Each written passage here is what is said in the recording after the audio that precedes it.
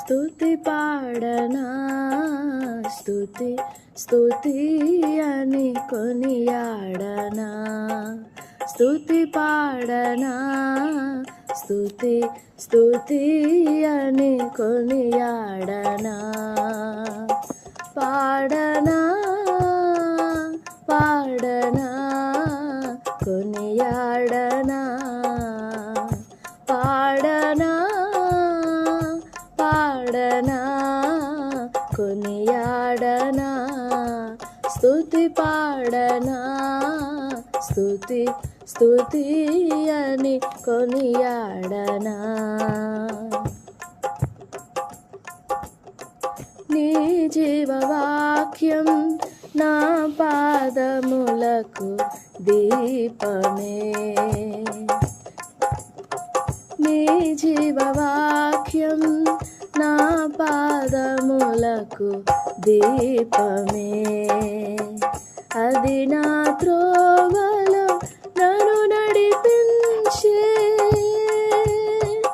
అది నా త్రోవలో నన్ను నడిపించే, బ్రతుకే బ్రతుకే అది నా యేసు పాదం, పాదం కల్వరి యాగం, పాదం కల్వరి యాగం, స్తుతి పాడనా, స్తుతి స్తుతి అని కొనియాడనా, స్తుతి పాడనా, స్తుతి స్తుతి అని కొనియాడనా.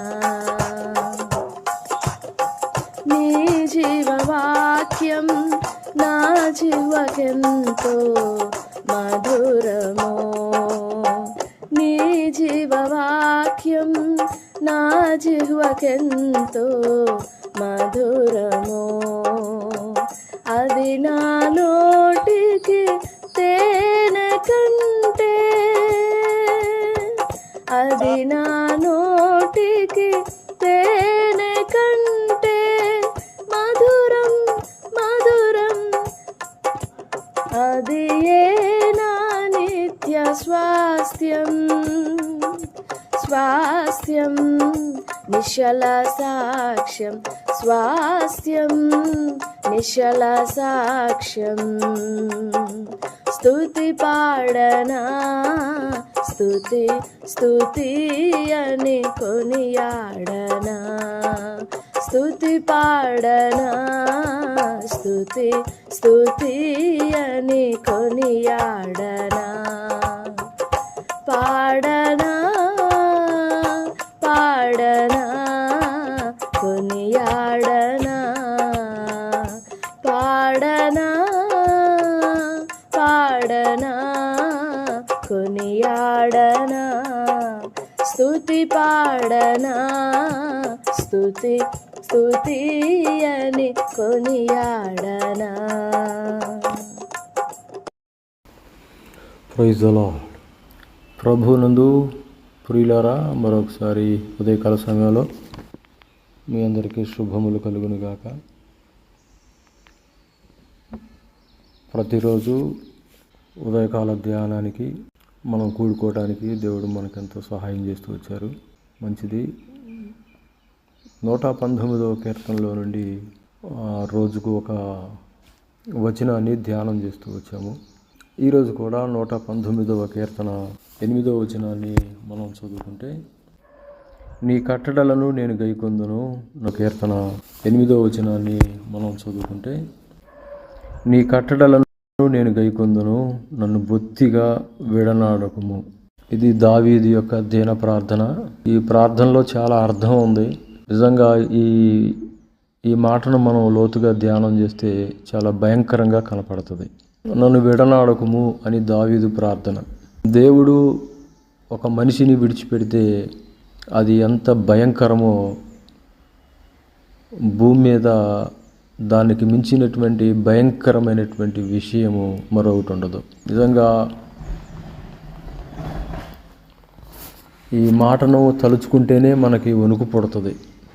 ఎందుకు అంటే ఒక వ్యక్తిని దేవుడు విడిచిపెడితే, ఒక వ్యక్తిని దేవుడు త్రోసివేస్తే అది ఎంత ఘోరమైన విషయం. అది 119వ కీర్తన అంతా కూడా మనం చూస్తే దేవుని వాక్యానికి దావీదు ఇచ్చినటువంటి ప్రాముఖ్యతను గురించి మనం చూస్తాం. నీ ఆజ్ఞలకు భయపడుతున్నాను, నీ ఆజ్ఞలకు వణుకుతున్నాను, నీ నీ నీ ఆజ్ఞలకు నేను లోబడుతున్నాను, నీ నీ కట్టడలు గైకొంటాను అని దావీదు కమిట్మెంట్ కానీ, దావీదు దేవునితో ఒప్పందం కానీ, మరి సరి చేసుకోవడం కానీ, దేవుని వాక్య విషయం గురించి, దేవుని వాక్య విషయంలో, ఆయన ఆజ్ఞలు కట్టడం విషయంలో ఎంతో జాగ్రత్తగా ఉన్నట్లుగా 119వ కీర్తన అంతట్లో మనం చూస్తాం. కాబట్టే 119:8 దావీదు చేసే ప్రార్థన అది. నీ కట్టడలను నేను గైకొందును, నన్ను బొత్తిగా విడనాడకు. ఒకవేళ పొరపాటు చేసినా, తప్పిదమైనా నన్ను క్షమించు, నన్ను కనికరించు, కానీ సౌలును విడిచిపెట్టినట్లుగా నన్ను విడిచిపెట్టద్దు. నా దేవుని బిడ్డలారా, ఈ ఉదయకాల సమయంలో అది ఎంతో భయంకరమైనటువంటి మాట. అది దేవుడు ఒక వ్యక్తిని విడిచిపెట్టడం అనేది.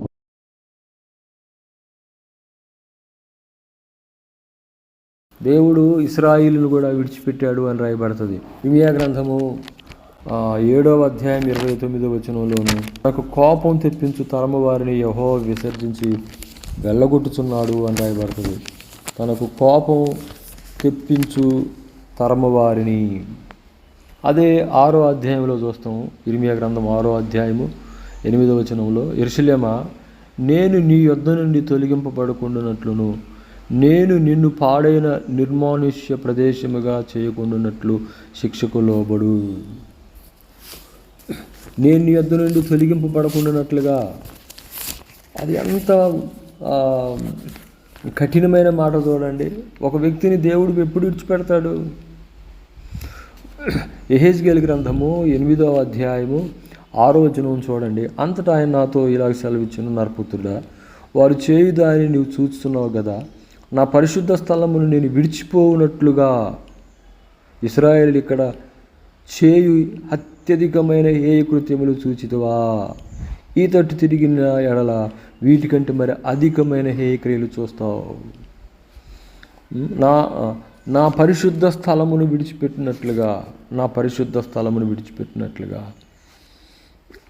ఎంత భయంకరమైన మాట అండి అది. పరిశుద్ధమైన స్థలాన్ని విడిచిపెట్టినట్లుగా. ఎంత భయంకరమైన విషయం అది. దేవుడు విడిచిపెడతాడు. అది దేవుడు విడిచిపెడతాడు. అదే ఇర్మీయా గ్రంథము 12వ అధ్యాయం 7వ వచనంలో, నా మందిరము నేను విడిచి ఉన్నాను, నా స్వాస్థ్యమును విసర్జించి ఉన్నాను, నా ప్రాణ ప్రియురాల్ని ఆమె శత్రువుల చేతికి అప్పగించి ఉన్నాను. మరి ఈ రోజున సంఘాలు కూడా దేవుని సన్నిధిని కోల్పోయి, దేవుని సన్నిధి లేక విలవిల్లాడుతున్నటువంటి సంఘాలు ఉన్నాయి. ఈ రోజున చాలామంది అనుకుంటున్నారు, మా సంఘంలో దేవుడు ఉన్నాడు, మాతో దేవుడు ఉన్నాడు అని అనుకుంటున్నారు. కానీ ఆ సంఘంలో వారితో దేవుడు లేడు అనేటువంటి విషయము వారికి అర్థం కావట్లేదు. సంసోను తనలో నుండి ప్రభావం బయలువెడిలిపోయిందనే విషయం సంసోనుకి తెలియనట్లుగానే ఈ రోజున సంఘాలు కూడా దేవుని సన్నిధి తమలో నుండి, తమ మందిరంలో నుండి, సంఘంలో నుండి వెళ్ళిపోయినది అనే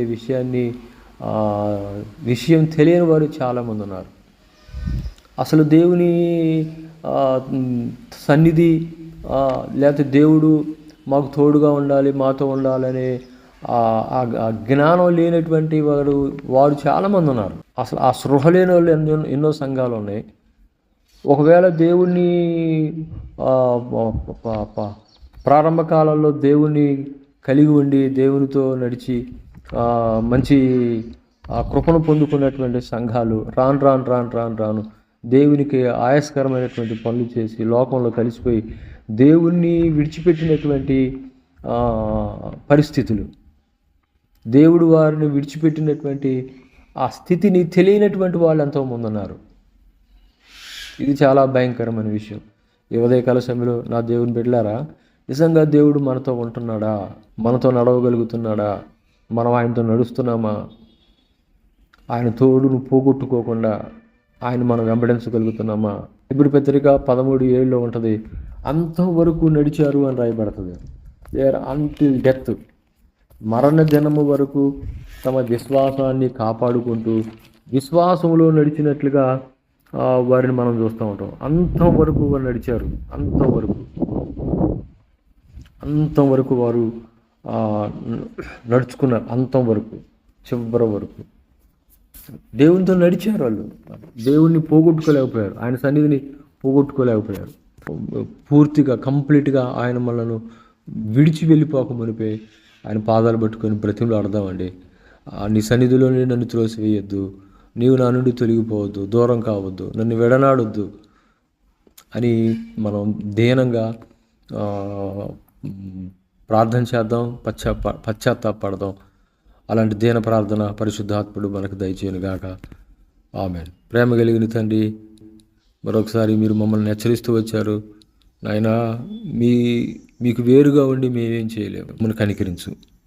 అంతవరకు పరలోకం చేరేంత వరకు హానోకు నీతో నడిచాడు, నోహు నడిచాడు, అబ్రహాం నడిచారు, మా పితరులందరూ నడిచారు. మేము కూడా అలాగూ నడిచే జీవితం మాకు దయచేయి. నీవు మమ్మల్ని బొత్తిగా విడనాడొద్దు. మీకు వందనాలు. మీరు మమ్మల్ని విడిస్తే మా మనుగడే లేదయ్యా. మమ్మల్ని కనికరించు, మమ్మల్ని దాటిపోవద్దు. అంతవరకు నేను వెంబడించినట్లుగా మమ్మల్ని ఆశీర్వదించమని యేసు నామములో ప్రార్థిస్తున్నాము తండ్రి. ఆమేన్. God bless you. దేవుడు మీ అందరిని దీవించును గాక.